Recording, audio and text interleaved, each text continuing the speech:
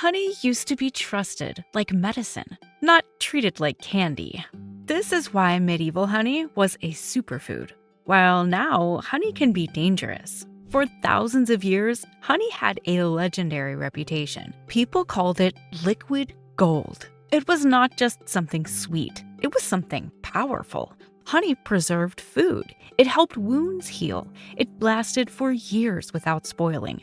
Some ancient honey was even found sealed away for centuries, and it was still safe to eat.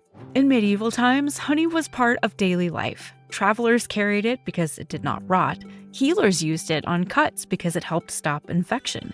Honey was not seen as empty sugar. It was seen as a natural tool that supported the body. But today, honey can feel different. Some people eat it and feel a quick energy burst, then a crash. Others feel heartburn or fatigue. And the biggest difference is that a lot of modern honey is not really honey in the old sense.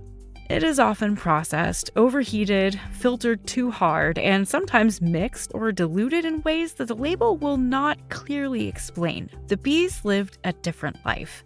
Medieval bee colonies were mostly wild or semi-wild. People kept bees in simple hives like hollow logs or straw baskets. The bees built their own comb. They chose everything. Humans did not force them into a strict design. Modern beekeeping often does the opposite. Many bees live in standardized boxes with frames. Wax sheets guide how the comb is built. Queens are sometimes selected and controlled to push certain traits like high honey output or calmer behavior. This is not automatically evil, but it changes the system. When you control everything, you often lose diversity. Medieval bees were more varied and tough.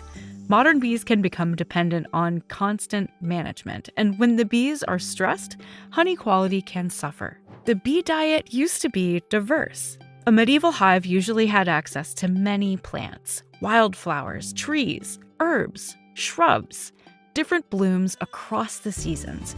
That variety mattered because nectar is not just sugar water. These compounds can include antioxidants and other substances that support the body. So medieval honey was not one note. It was complex. It had layers of flavor. It also had a wider mix of natural compounds. Now think about modern farming landscapes. In many places, bees are surrounded by huge fields of one crop. That means bees collect from fewer sources. The honey becomes more uniform and simpler, higher in sugars, lower in variety. And in some operations, bees are fed sugar syrup when honey is taken from them. Sugar feeding can keep bees alive, but it is not the same thing as letting them live on their own honey. Over time, this can affect the health of the colony and what ends up stored in the comb. Medieval beekeepers usually left enough honey for winter. They knew bees needed it. Medieval honey was not cooked.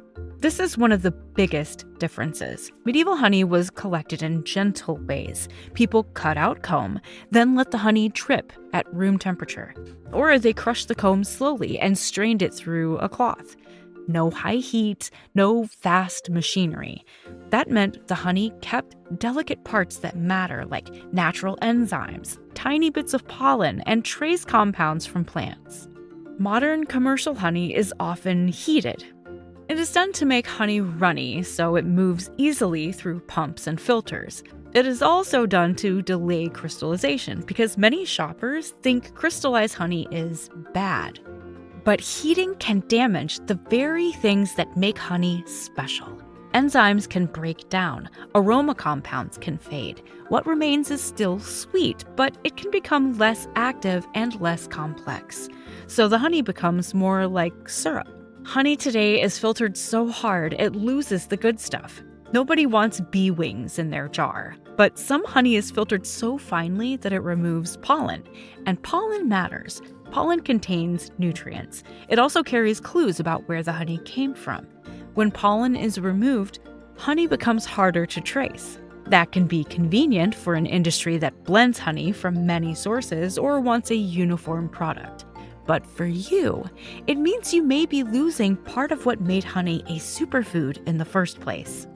Storage practices changed over time too. Medieval honey was often stored in containers that protected it from too much heat and moisture.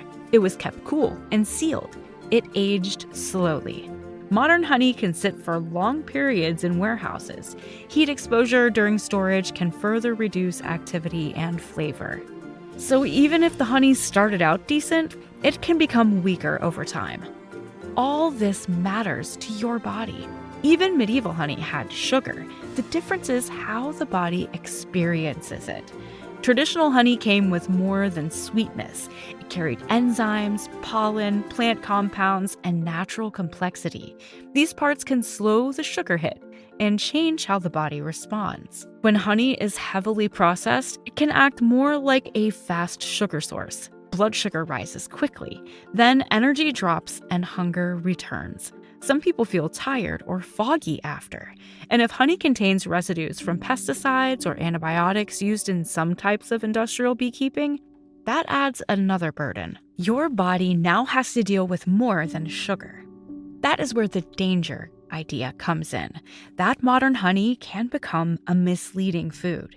It is sold as a health product, but it can behave like candy in your body. Medieval people used honey in smarter ways. They did not squeeze honey onto everything all day long. Honey was valuable, so it was used with purpose. It was used as a remedy, a preservative. It was seasonal and local. Different honeys were known for different uses. Dark forest honeys, light flower honeys, strong ones, mild ones. People paid attention to where it came from.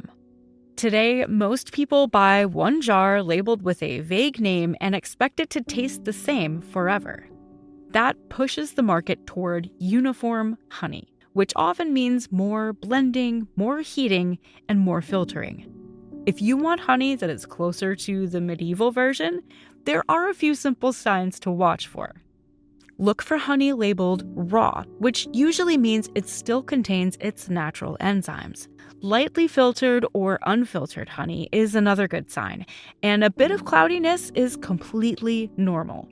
Crystallization is also a positive signal since real, unprocessed honey naturally turns solid over time. Choosing local and seasonal honey increases the chances that it comes from diverse plants and has not been blended or overprocessed. Finally, pay attention to taste. Real honey is not just sweet. It has layers of flavor with floral, herbal, slightly sharp, or even earthy notes that change as you eat it. Medieval honey was not magic because people believed in legends. It was powerful because the system protected its natural qualities. Bees had diverse food. Honey was harvested gently. It was not cooked into lifeless syrup. It kept pollen and enzymes. It stayed connected to place and season. Modern honey often loses those qualities for one reason: efficiency. Faster processing, longer shelf life, a cleaner look, a consistent taste. That consistency can cost you the benefits. So, is honey dangerous now? It can be, depending on what you're actually buying and how you use it. But real honey still exists, and when you find it, you understand why people once treated it like treasure. Medieval honey was a superfood because it was alive, complex, and honest. Many modern jars are not. If you want the old benefits, you have to choose differently. Look for raw, look for local, and treat honey like a powerful food, not a free-for-all sweetener. Because when honey is real, it doesn't just taste good. It acts like the ancient remedy it was meant to be.